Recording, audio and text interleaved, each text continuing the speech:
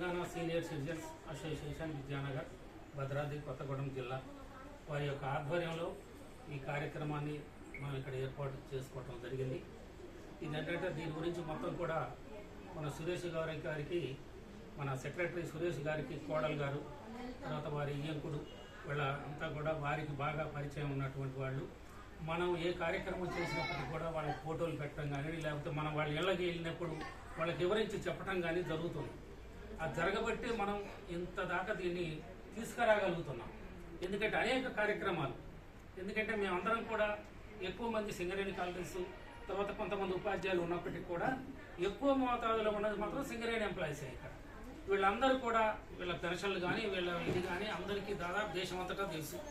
వీళ్ళందరూ కూడా అలాంటి పరిస్థితులలో వీళ్ళకి దాతల సహకారంతో, ఏ ఉద్దేశంతో మనకి వ్యవస్థాపకులు నీరుకొండ హనుమంతరావు గారు దీన్ని స్థాపించడం జరిగిందో, ఆ రోజు ఒక 5-10 మందితోటి స్టార్ట్ చేసిన ఈ యొక్క అసోసియేషన్ ఇవాళ 75-80 మంది సభ్యులతోటి నడుస్తుంది. అంటే దీనికి అంతటి కారణం మనం చేసే సేవా కార్యక్రమాల వల్లనే. సేవా కార్యక్రమాలతోటే మనం మన జీవితానికి కూడా అర్థం పరమార్థం ఉంటుందన్న ఉద్దేశంగా మనం ఆ రోజుల్లో ఈ జ్యోతి అనాథ వీళ్ళని కూడా భద్రాచలం నుంచి ఇక్కడికి తీసుకురావడం కానివ్వండి, వాళ్ళకి ప్రతి నెల మనం హామీ ఇచ్చి ప్రతి నెల మేము ఏర్పాటు చేస్తామని చెప్పని ఆ రోజుల్లో చెప్పాం. ఆ రోజుల్లోనే చెప్పి వీళ్ళు చేతకంలో ఉన్న రోజుల్లో కూడా మనం ప్రతి నెల రేషన్ తీసుకుపోయి అందించి ఇచ్చాం. తర్వాత ఇంకెక్కడో చోట ఇప్పుడు 3 సార్లు 4 సార్లు షిఫ్ట్ కావాల్సిన పరిస్థితి ఏర్పడింది. మనందరికీ కూడా ఆవేదన, వీళ్ళందరికీ మనం ఏదో ఒక సహాయం చేయాలని చెప్పానంటే అదంతా కూడా దాతల సహకారమేనండి.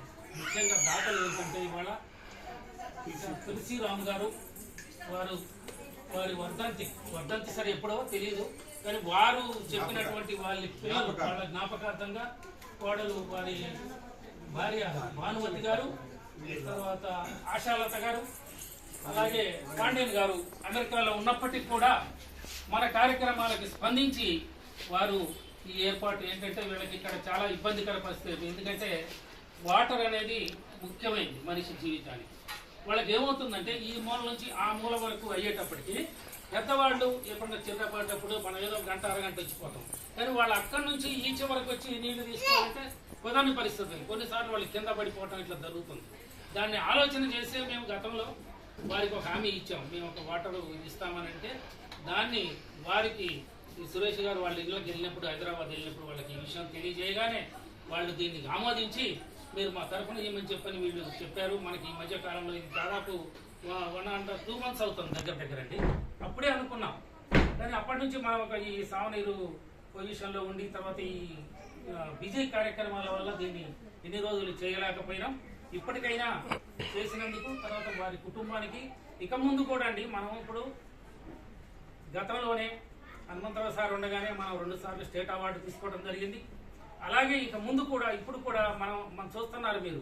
ఇప్పుడు ఆ రోజున్న మందిలో కొంతమంది మన దగ్గర లేరు, అయినప్పటికీ కూడా మనం రిటైర్డ్ అయిన వాళ్ళంతా మన అసోసియేషన్ యొక్క కార్యక్రమాలు తెలుసుకొని వారంతటా వారు స్వచ్ఛందంగా వచ్చి దీంట్లో జాయిన్ కావడం జరుగుతుంది. వారందరూ కూడా దీంట్లో భాగస్వామి, అందరూ కూడా దీనికి అంగీకరించే, అందరూ కూడా ఏంటంటే సేవా కార్యక్రమాలు చేద్దామన్న తలంపుతోటే వాళ్ళు కూడా వస్తున్నారు. తర్వాత వాళ్ళు ఒక్కళ్ళు వచ్చారంటే ఎంతో బలం.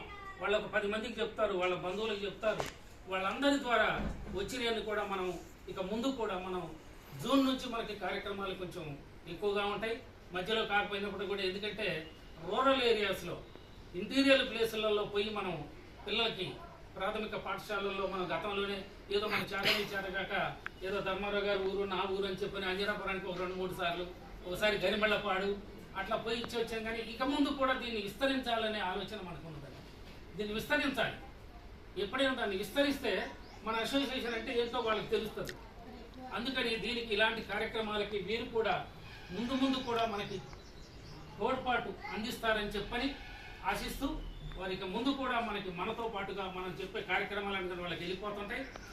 ముందు కూడా వారు మనకి ఈ రూరల్ ఏరియాలో మనం ప్రైమరీ స్కూళ్ళలో ఇచ్చేటువంటి సహకారానికి వాళ్ళ యొక్క తోడ్పాటు కూడా మనకు అందిస్తారని చెప్పని విశ్వసిస్తూ నాకు ఈ అవకాశం ఇచ్చిన పెద్దలందరికీ ధన్యవాదాలు తెలియజేసుకుంటూ, వారి కుటుంబానికి వారికి ఆత్మకు శాంతి చేకూరాలని, అలాగే వారి కుటుంబానికి మనం అభినందనలు.